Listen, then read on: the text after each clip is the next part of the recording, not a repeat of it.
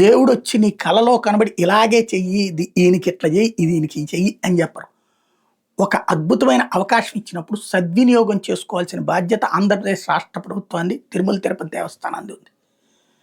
ఓ పక్కన ఇప్పటికీ కూడా ఏం తేలుతోంది? కల్తీ నెయ్యి, ఆ బోలేబాబా ఆశ్రమం, లేకపోతే ఇంకొకటి. వీటి గురించి చుట్టూ క్రైమ్ కథలు అల్లుకుంటూ జగన్ని ద్వేషిద్దాం, లేకపోతే ఇంకొకళ్ళని దూషిద్దాం అనే కాలక్షేపం చేస్తున్నారు. కానీ స్టిల్ నౌ మనం తీసుకుంటున్నటువంటి నెయ్యి ఇస్తానన్నటువంటి సంస్థల దగ్గర ఎన్ని ఆవులు ఉన్నాయి ఒక్కసారి డేటా చూపించండి. మనకి ఇవాళ నెయ్యి సరఫరా చేస్తున్న సంస్థలో ఎన్ని ఆవులు ఉన్నాయి వాళ్ళ దగ్గర నుంచి ఎన్ని పాలు వస్తున్నాయి, ఇదొక్కసారి క్రాస్ చెక్ చేసుకోండి. భారతదేశంలో అత్యధికంగా ఆవు నెయ్యి కావాల్సినటువంటిది గొళ్ళకే. అత్యధికంగా ఆవు నెయ్యి కావాల్సింది, అందులో అత్యధికంగా వినియోగించే తిరుమల తిరుపతి దేవస్థానం. రోజుకి కనీసం 3 నుంచి 4 లక్షల లడ్డూలు, ఎన్ని వందల కిలోలు, ఎన్ని వేల కిలోలు నెయ్యి కావాలి? అన్ని వేల కిలోలు నెయ్యి కావాలంటే ఎన్ని లక్షల లీటర్ల పాలు కావాలి? అన్ని లక్షల లీటర్ల పాలు కావాలంటే ఎన్ని లక్షల ఆవులు కావాలి? ఇంతవరకు అసెస్ చేస్తున్నారా? లేదే. ఒక అద్భుతమైన అవకాశం ఇచ్చాడు భగవంతుడు. ఆంధ్రప్రదేశ్లో అన్ని ఆలయాల్లో లడ్డూలు ఉన్నాయిగా, అన్ని ఆలయాలలో అక్కడ ఆవు నెయ్యితోనే కదా లడ్డూలు చేయాల్సింది. కానీ ఇప్పుడు ఆ బోలేబాబా వాళ్ళ దాని మీద ఇంతకుముందు 22లో బ్యాన్ పెట్టారు, ఇంకో సంస్థ పేరు తెచ్చింది. ఈ వార్తలు రాసేటప్పుడన్నా కనీస జ్ఞానం ఉండాలి కదా ఈ పాలకులకి, ఈ బోర్డులకి సంబంధించినటువంటి చైర్మన్లకి.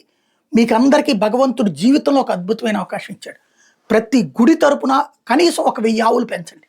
ఆ 1000 ఆవులు పెంచడం వల్ల గోపాలకులు లైక్ యాదవ్ సామాజిక వర్గం ఇలాంటి వాళ్ళకి ఒక ఉద్యోగ ఉపాధి అవకాశాలు వస్తాయి కదా, నెంబర్ 1. నెంబర్ 2, ఉపాధి కింద ఇవ్వండి, వాళ్ళకి ఆవులు ఇవ్వండి. లేదా ఆ చుట్టుపక్కల ఉన్నటువంటి పల్లెల్లో ఉన్నటువంటి రైతులందరికీ తలకొక్క 4 ఆవులు ఇవ్వండి. ఆవులు పెంచుకునేటట్టు ఏర్పాటు చేయండి. ఆ ఆవుల నుంచి వచ్చేటటువంటి పాలని మీరే తీసుకోండి. అది తీసుకుని వాటి ద్వారా పాల కేంద్రాలు ఏర్పాటు చేసుకోవచ్చు మీరు. దాని నుంచి వచ్చేటటువంటి పెరుగు, ఆ పెరుగుతో పాటుగా మజ్జిగ చిలికితే మజ్జిగ అమ్మచ్చు, అలాగే వెన్న తీసుకోవచ్చు, ఆ వెన్న నుండి నెయ్యి వస్తుంది. ఇలాగా ఆర్థిక ప్రయోజనం ప్లస్ భగవంతుడికి నాణ్యమైన నెయ్యిని అందించవచ్చు.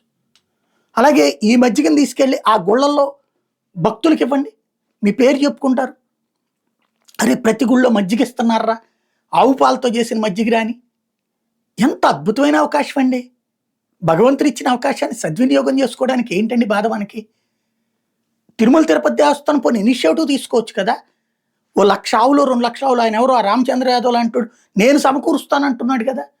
చేస్తే ఇక్కడ లడ్డూ విషయంలో సరే ఫైనల్గా దాన్ని తప్పుదారి పట్టకుండా, దాన్ని రాజకీయ ప్రయోజనాలకు వాడుకోకుండా భగవంతుడే ఆపాడు సుప్రీంకోర్టు ద్వారా. అప్పుడైనా మనం గ్రహించాలి. తప్పుని ఎత్తి చూపెట్టి ఈ పరిస్థితిని చక్కదిద్దామని మనకు ఒక అవకాశం ఇచ్చినప్పుడు దాన్ని సద్వినియోగం చేసుకుందాం. ఇప్పటికైనా లేదు మాకు రాజకీయ ప్రయోజనాలే ముఖ్యం అనుకుంటే భగవంతుడు మీకు ఇచ్చిన అవకాశాన్ని మీరు దుర్వినియోగం చేసుకుంటున్నారు.